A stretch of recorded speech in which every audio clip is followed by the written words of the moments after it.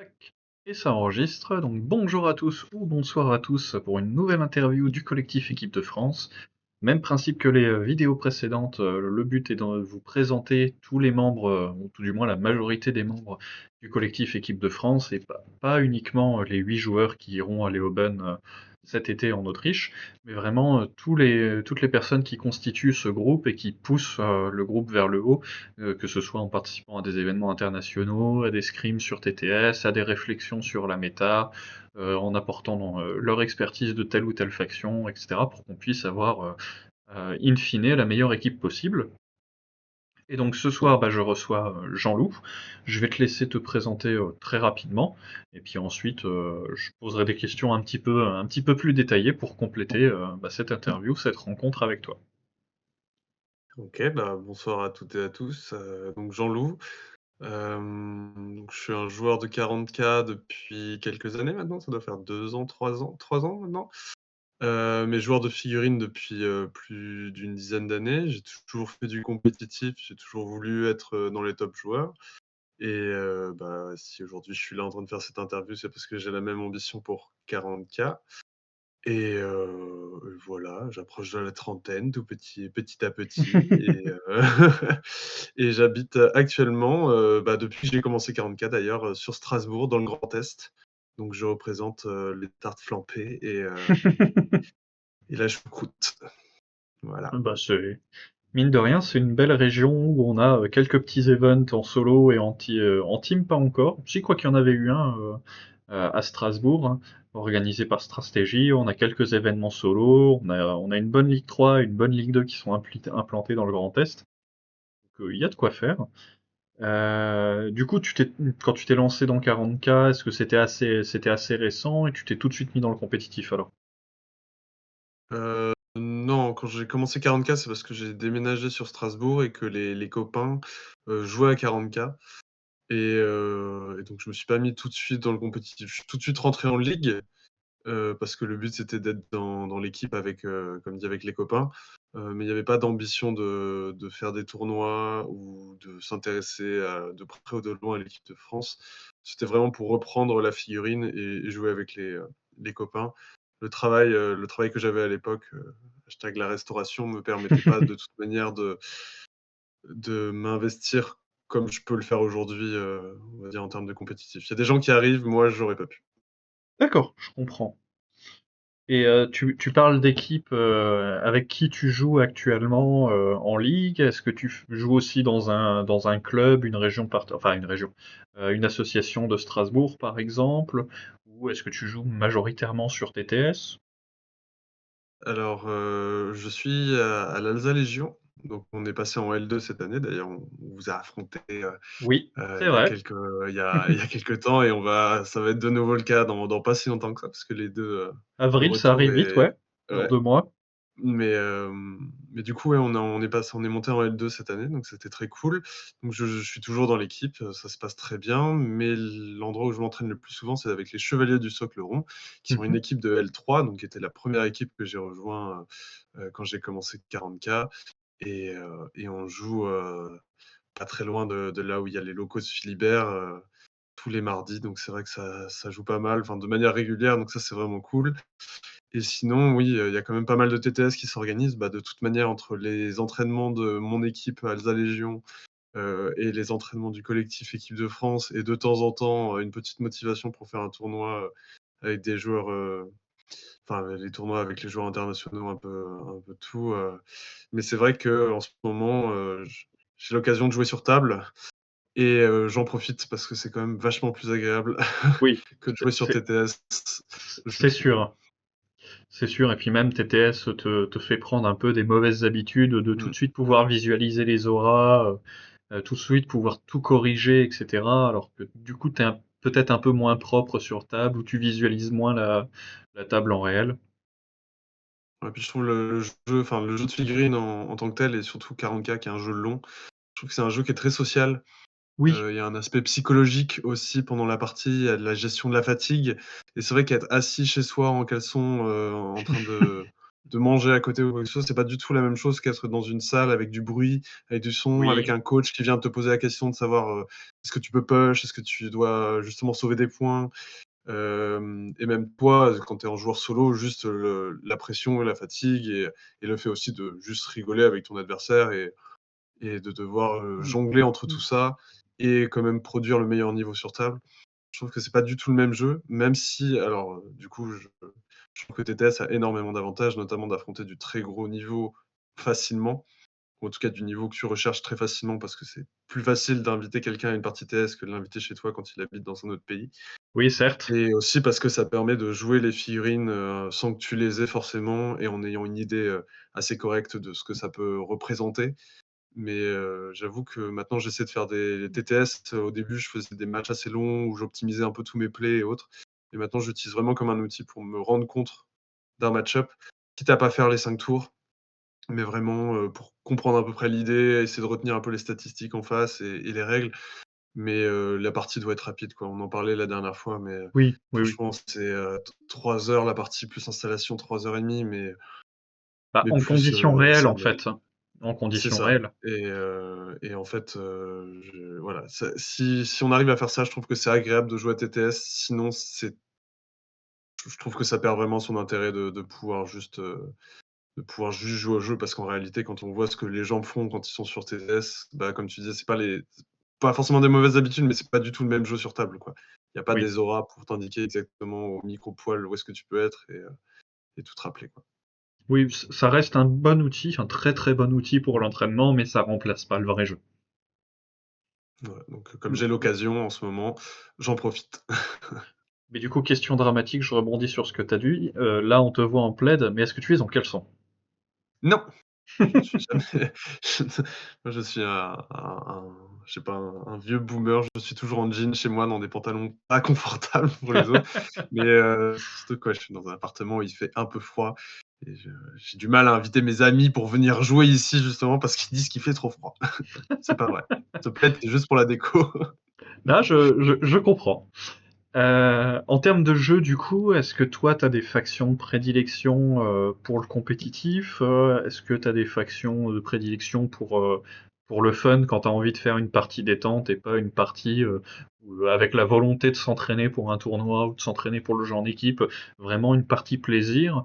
Est-ce que tu préfères te concentrer sur une faction de cœur ou est-ce que tu es assez agile en fonction de l'évolution de la méta? Qu'est-ce que tu joues basiquement? Alors, bah, on en avait déjà parlé, mais moi j'ai joué, sœur de bataille pendant toute la V10. En V9, j'avais joué un peu plusieurs armées en fonction de ce qu'on pouvait me prêter.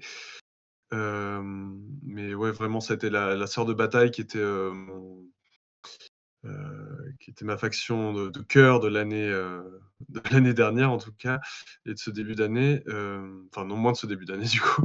Mais pour la 2024. simple et bonne raison que c'était un projet hobby à la base. J'ai commencé la V10 en disant: «Bah, vas-y, je me lance dans un truc où j'essaie de faire une armée avec un niveau correct de peinture et de modélisme» et en fait, bah, j'avais envie de poser mes figurines sur la table et en fait, au fur et à mesure de l'édition, bon, au début de la V10, j'étais pas très content et au fur et à mesure de l'édition, bah, l'armée a gagné en puissance.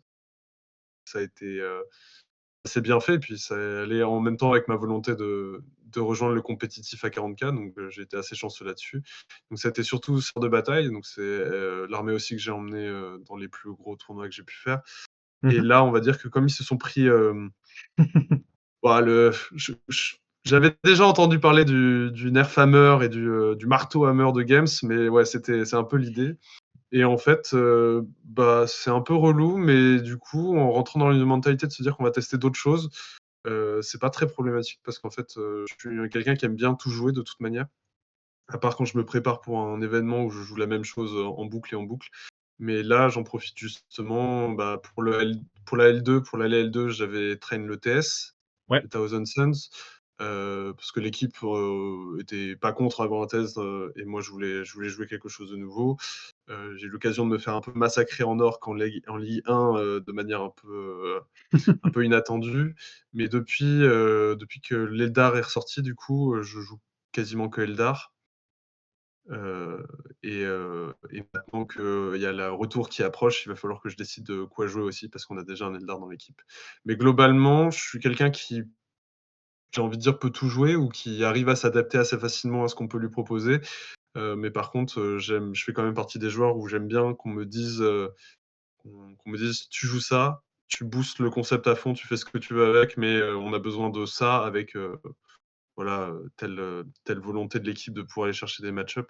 Mais je peux tout jouer, mais j'aime bien avoir quelque chose et pendant 6 mois faire que ça, quoi. Je suis le genre de joueur qui peut faire ça, qui peut jouer Ouais, la même chose pendant 6 mois, pas exactement la même liste, mais qui peut chercher oui, à optimiser une liste pendant 6 mois, il y a aucun souci avec ça. et s'adapter pour compléter un roster, en fait. Ouais, alors, bah, du coup, je me suis jamais adapté à mon roster, dans le sens où, bah, j'étais toujours le joueur dans l'équipe qui ramenait le plus de points et donc je pouvais jouer un peu ce que je voulais et j'ai pas eu besoin de faire ça. OK. Mais, c'est une bonne question parce que, c'est quelque chose que je vois dans le collectif équipe de France où en fait, effectivement, il y a des rôles dans les équipes. Enfin, je suis au courant des rôles, mais, il y a des rôles et on essaie de créer des listes potentiellement à faire ça. Sachant qu'il y a des jokers, il y a du jargon pour dire qu'il y a des joueurs qui sont pas spécialement là pour, gérer tel ou tel match-up, mais pour ramener des égalités ou pour faire valoir le skill.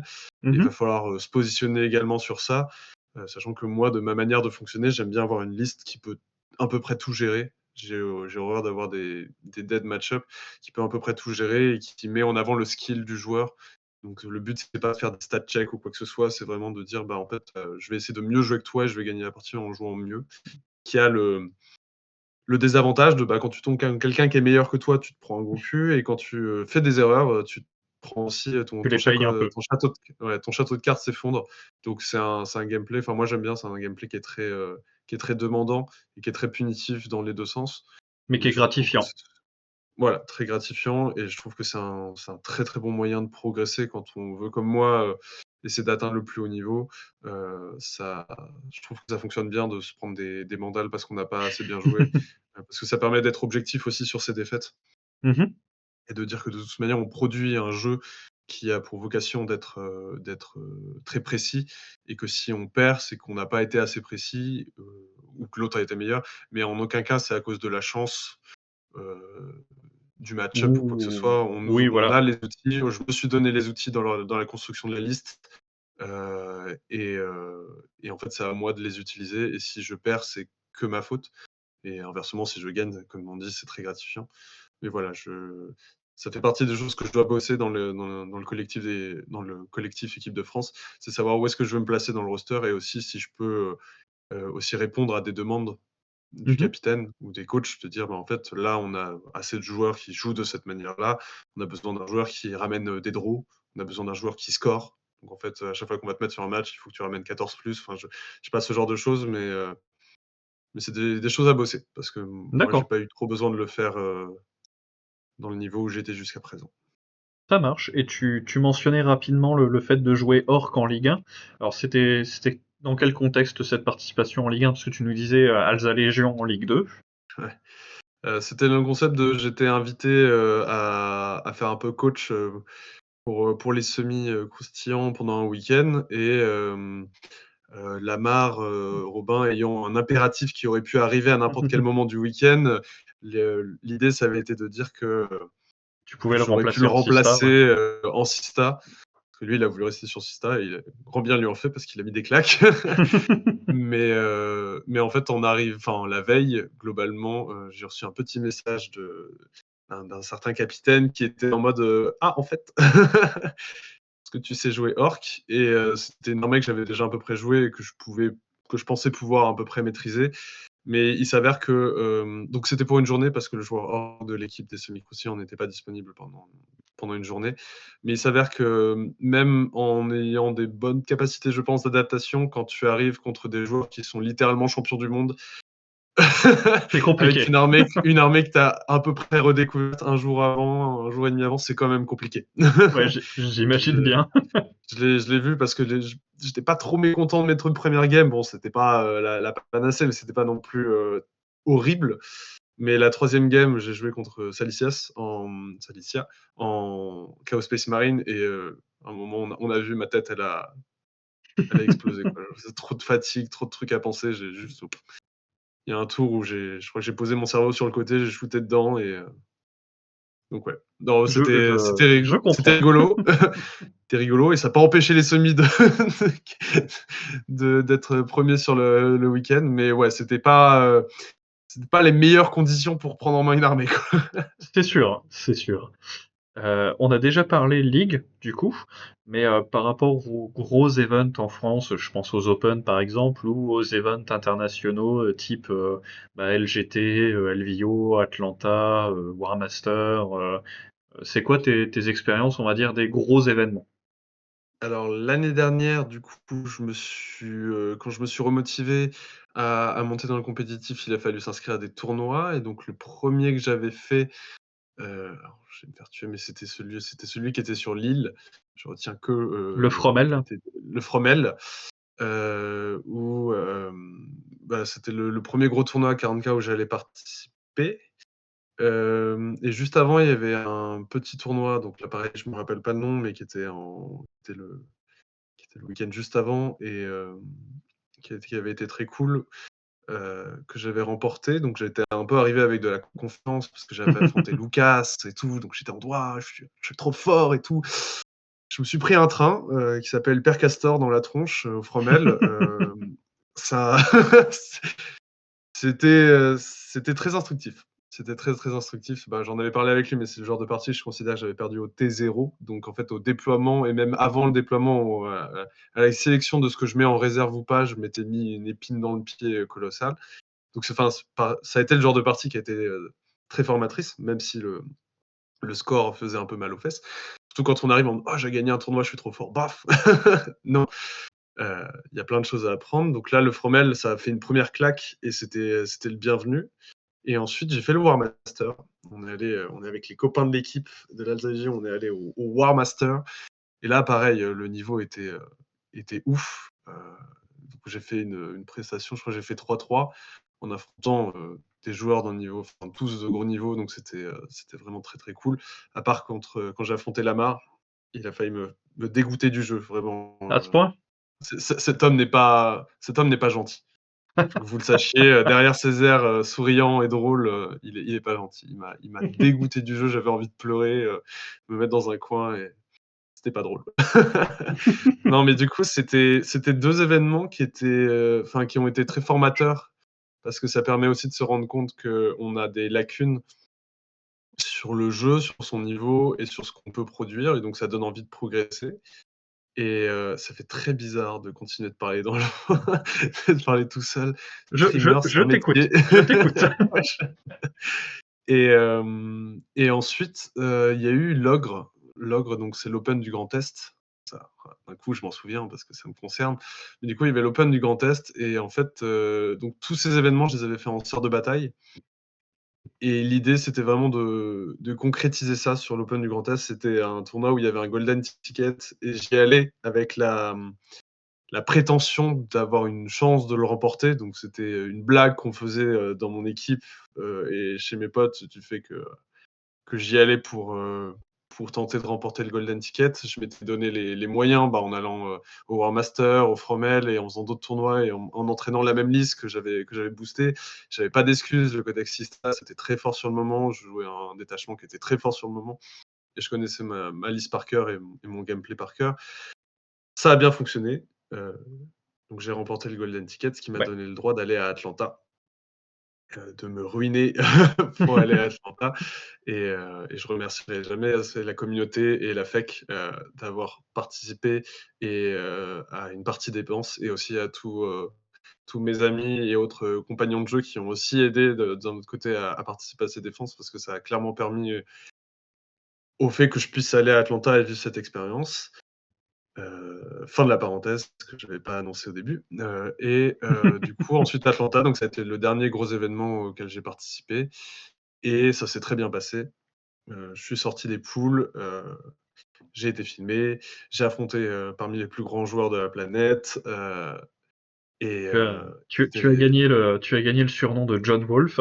Merci Evie. j'ai John Wolfe parce que comme ça au moins les gens, comprennent que c'est pas Jean-Louis ou Jean-Luc.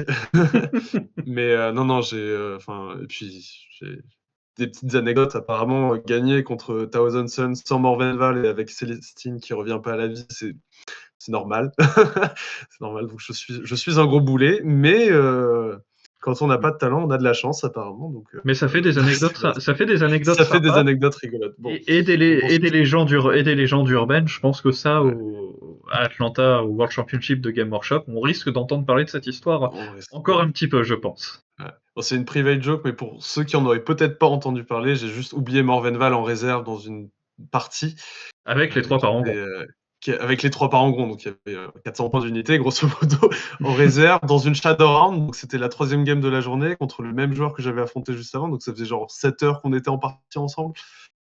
Je les ai oubliés. L'arbitre, je l'ai regardé avec des yeux de Merlan-Free en mode s'il te plaît, j'ai juste besoin qu'il se fasse sur la table, vraiment, même de l'autre bout de la table. Et l'arbitre m'a fait non. Le joueur en face a fait moi je me barre aux toilettes, j'ai pas à prendre cette décision ni à dire quoi que ce soit. Donc il m'a laissé avec mes larmes et Et t'as gagné j'ai quand même. gagné. Je sais pas trop, mais ouais, j'avais pris trop d'avantages en début de partie et j'étais vraiment content de ma partie, mais effectivement, je m'en veux même pas trop pour ça parce que j'étais fatigué. Enfin, c'était 6 heures de décalage dans les dents, 11 heures du soir, l'horreur, mais ça crée des anecdotes comme ça où apparemment tu peux gagner sans Morvenval, ça compte pas. C'est pas si fort que ça. Et donc ça, c'était le dernier gros événement que j'ai fait. Donc j'ai accédé au top 8. Et ça m'a donné un peu de visibilité, assez pour rentrer, on va dire, dans le collectif, équipe de France. Alors j'avais déjà un peu, mis le pied dedans, mais c'est vrai que ça a donné une certaine T'as légitimité légitimé, ouais. en termes de niveau et en termes de ce que je peux apporter en termes de réflexion sur la table et en dehors de la table.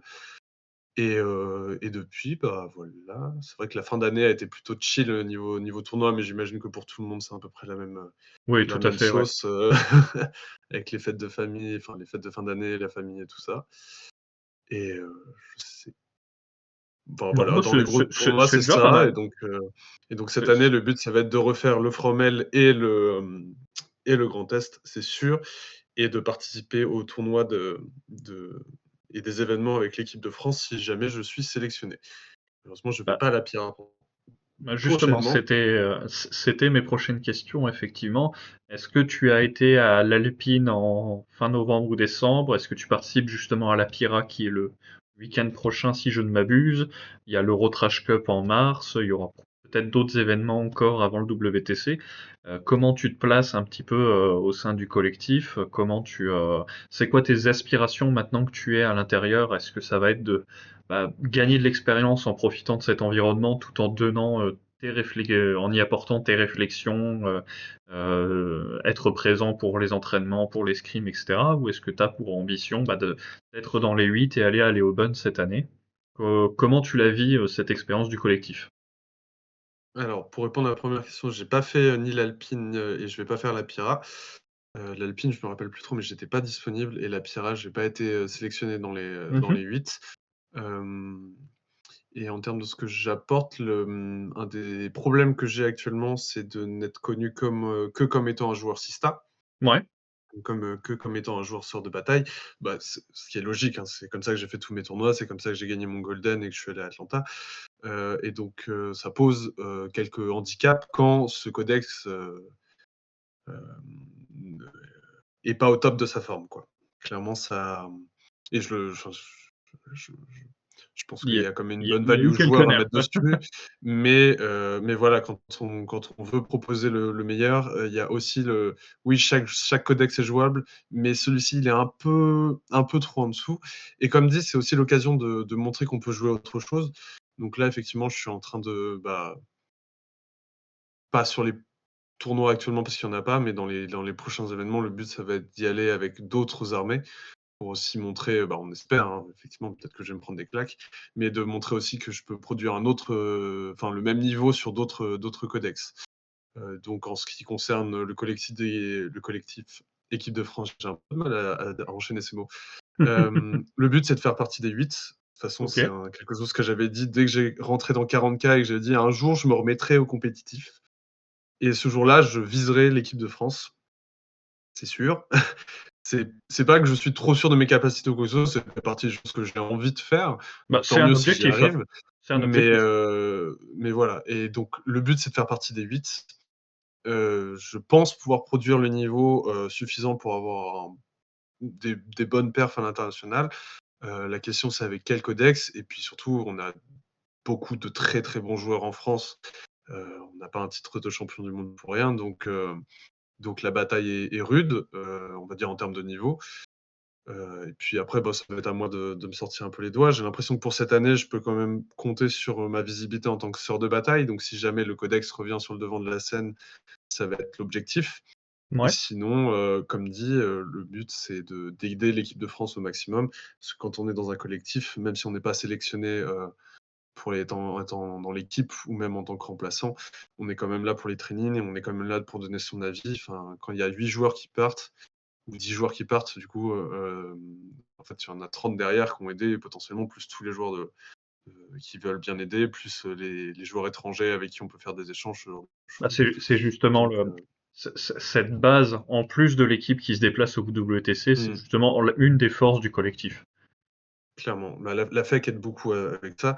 Mais pour répondre à la question, enfin, j'ai déjà un peu répondu. Du coup, oui, le but, c'est de faire partie des 8 et de le faire partie, on va dire, de manière, régulière ou en tout cas d'être, un prétendant, sérieux chaque année Ouais. au fait de pouvoir représenter la France et d'aller mettre des claques aux étrangers pour, soulever une nouvelle fois la coupe. Bah oui, parce qu'une deuxième étoile ou une troisième ou une quatrième, ça peut pas faire de mal. Bah, une étoile, ça fait un peu bon voilà, ça fait un peu cheap, on va pas se mentir. 2, c'est pas très joli sur un maillot. 3, ça commence à faire une sorte T- de 3, ça commence à être pas mal, ouais. ça commence à être pas mal, puis sur les maillots, ça fait stylé quoi. 3, ouais, non, mais en termes d'ergonomie de t-shirt et tout, c'est bien quoi, ouais, donc c'est des Je suis objectifs. d'accord. Mais du coup, bah, la question est un peu compliquée parce que ça demande de se projeter un peu avec de l'inconnu. Là, on a la méta qui change pas mal. L'Eldar est enfin arrivé avec le codex qui est sorti. La garde sort ce week-end. On va avoir une vague de chaos là avec Emperor Children, World Eater, Thousand Sun et Death Guard. Je pense que c'est tout ce qui sortira avant le WTC, parce que les autres codex ont été teasés pour l'été, donc je pense que ce sera peut-être trop tard. Comment toi tu vois l'évolution de cette méta? Bon, tu es agile en termes de faction, mais ça dépendra bien sûr des dataslets, mais est-ce que tu penses que la Sista peut revenir? Ou est-ce que tu penses que cette vague de chaos, on va se retrouver avec des équipes remplies d'armure énergétique au WTC? Comment tu visualises un petit peu le futur? Hem, Plus un codex va sortir tard, plus il sera joué uniquement s'il est complètement fumé et vu ce que fait Games actuellement, il y a, c'est pas un truc sur lequel je parierais. Par contre, On a enfin, vu sur le l'Eldar. fait que les les nerfs oui, mais même les nerfs qui arrivent assez rapidement, les errata, enfin, par exemple à Atlanta, juste avant le rendu des listes, il y a eu un nerf des Aquilons qui est sorti un peu de nulle part parce qu'il fallait casser un peu les pattes de certaines choses. Parce que moi, je le trouve personnellement très bien, mais ce qui veut dire aussi que ça récompense un peu plus les joueurs qui sont avec leur codex de cœur, Qui s'entraînent dessus, qui qui le sont connaissent par entraînés cœur. parce que, alors j'ai pas joué aux autres versions réellement de 40K, j'ai joué à la V9, la moitié de la V9, mais on va dire que moi, de mon point de vue, c'est très difficile aujourd'hui de sortir un codex juste parce qu'il est fumé et de gagner avec. Bah, quand tu parlais de l'Eldar, il y a beaucoup de gens enfin, dont moi, qui ont trouvé l'Eldar très, très fort à la sortie. Au fur et à mesure, les gens reviennent un peu sur leur avis là-dessus. Non pas que ça soit pas fort, mais en fait parce que ça a des contres dans les méta, il y a des Et il y a contres très des, forts et il y a des garde-fous. et il y a des garde-fous et il y a enfin voilà, l'Eldar, on se rend compte que ça peut, potentiellement mettre des grosses fessées, mais ça prend aussi des grosses fessées. Donc ça demande des ressources, au pairing et à l'appariement. Donc il y a un peu de tout et je trouve ça très bien. Je trouve ça très, très bien et ça m'encourage à me dire qu'effectivement si Sista, revient parce que, ils reviennent un peu sur leurs décisions sur quelques points, font des baisses de points sur les châssis ou ce genre de choses, ça m'encourage à me dire qu'effectivement, je pourrais revenir en force avec Sista. En attendant, je suis pas du genre à expecter en Oui, français, oui, Heu, je suis pas du genre à me dire: «OK, je vais espérer que attendre. le» à attendre que je sais pas, que l'Emperor Children soit fort. C'est un codex que j'aime bien, avec des illustrations de mecs en rose et des. Non, pas du tout. Mais voilà, j'ai entendu qu'il y avait ça, c'était potentiellement fort. Pas du tout. Je préfère jouer avec sur ce quoi on est sûr, avec les points, et m'entraîner avec ça. Et même si je pense que je peux m'adapter très facilement en sortant un nouveau codex s'il arrive, la plus-value joueur actuellement à 40K, elle est quand même Elle est assez importante. gigantesque. Elle est importante, ouais. Et c'est vraiment le top. C'est vraiment le top. Et donc je pense pas qu'on va revoir plus que ça de Chaos Space Marine ou d'armure énergétique. Ah, évidemment, ça dépend s'il y a une grosse errata, Oui, il y oui, a plein de oui. choses qui rentrent en ligne de compte, mais on voit qu'il y a pas mal de joueurs qui sont sur la même armée depuis le début de la V10 quasiment, ou la moitié de la V10, et qui continuent de performer avec cette armée, avec des hauts et des bas. Et j'ai vraiment l'impression que c'est ça qui peut faire vraiment la différence à haut La niveau. diff. Parce qu'il y aura toujours quelques codex qui seront au-dessus du lot, et il y a 8 joueurs dans l'équipe, donc il y a forcément des joueurs qui vont le jouer, il n'y a pas de souci. Mais que les autres peuvent jouer leur codex un peu de cœur qu'ils connaissent, avec les match-ups qu'ils connaissent, dans la situation qu'ils connaissent, et que ça peut faire la différence. Et donc c'est un peu grosso modo ce que j'essaie de faire là avec mes entraînements en Eldar. C'est d'arriver justement à cette maîtrise d'une liste, d'un concept, au même niveau que celui qui a de l'assista, pour avoir plusieurs atouts dans ma manche. Non pas forcément pour jouer que Eldar, mais aussi pour permettre une expertise du codex d'un Oui. certain point de vue, et jouer d'autres choses pour se rendre compte de ça. Et que la Mais dans plus-value l'idée, que la plus-value vienne du joueur et pas du livre qui vient de sortir. voilà, c'est ça. Et du coup, je vais pas m'attendre, et je vais pas attendre que des codex sortent, avec des règles qui sortent ou quoi que ce soit. Tant qu'il y a du mouvement, des tricks et de la ressource, en plus des dés, je suis très content. Et tant que si on me lance pas beaucoup de dés, je suis très content. Si j'ai pas besoin de définir le résultat d'un dé, je suis très content. Et si on peut gagner la partie, sans lancer le moindre dé, je suis très content. Donc oui, je suis pas très dans l'interaction, hein. Je suis un joueur contrôle à Magic, Ah, mais mais quelle horreur! Sans mais quelle jugement, horreur! hein, mais quelle horreur! Mais quelle horreur! Mais voilà, donc j'avoue, je prends pas en compte les prochaines sorties. Ouais, Je prends ce qui ouais, vient, je et comprends le raisonnement. je pense que c'est un peu la meilleure manière de voir la chose actuellement, du fait que le jeu est quand même assez équilibré, et que les quelques dernières fois où les gens ont crié au scandale, ça s'est soit fait nerfer très rapidement, soit c'était pas si, Scandaleux que ça. scandaleux que ça, quoi. Genre, Là, on avait parlé des Shining je Spear, comprends mais le les raisonnement, ouais. Shining ouais, voilà. Donc Bah, le samedi, on a joué ensemble, elles ont chargé, elles ont pas sorti un bateau harlequin. Voilà. ouais.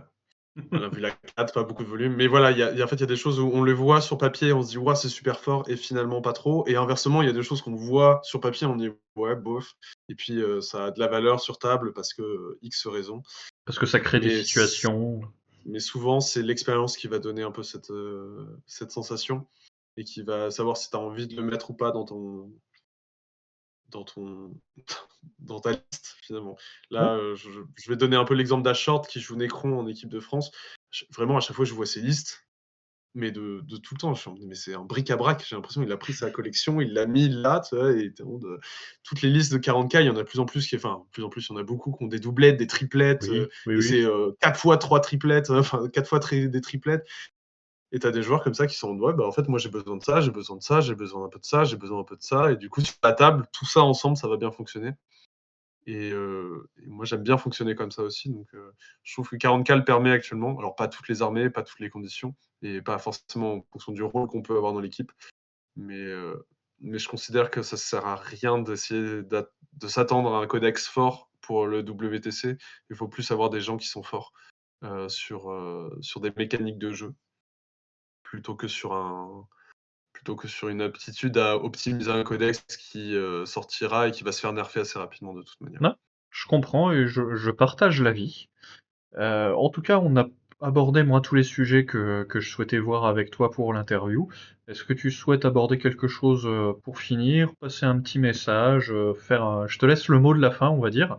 Avant que j'oublie, parce qu'il faut pas oublier, petit rappel sur la boutique Équipe de France qui permet de soutenir, on va dire, le collectif, de permettre au collectif justement de se déplacer sur des événements internationaux et de se construire une petite case de financement pour le WTC. Et donc cette boutique vous permet d'acheter soit des goodies, des dés, des objectifs, soit des maillots et des suites aux couleurs de l'équipe de France. Donc ça rend un énorme service au collectif et ça vous permet d'avoir des petits goodies sympas et de soutenir le collectif. Donc n'hésitez pas si vous souhaitez, je mettrai le lien en description de la vidéo. Et puis je te passe la parole pour finir. Bah, je pense qu'on va faire comme dans la première vidéo où tu avais fait l'interview pour Atlanta. C'est Mais vrai. bah, je vais rebondir sur ça également, sur le fait que bah, si l'environnement de jeu de 40K est aussi, on va dire, sain et accessible et propice au développement actuellement, c'est franchement en grande partie grâce à la FEC, de mon point de vue. Et c'est vrai que les goodies, ça aide à partir, ça permet à financer, ça permet d'alléger des dépenses pour des gens qui ont pas forcément les moyens de pas compter.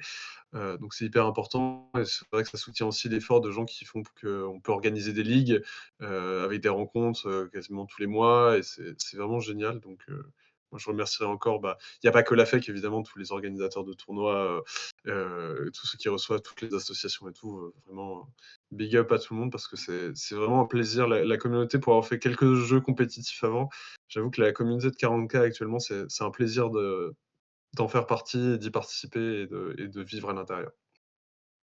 Euh, je Voilà. partage cet avis aussi. Merci à toi. Merci pour ton temps, du coup, pour l'interview. Et puis je pense qu'on se recroisera assez rapidement de toute façon. Ouais.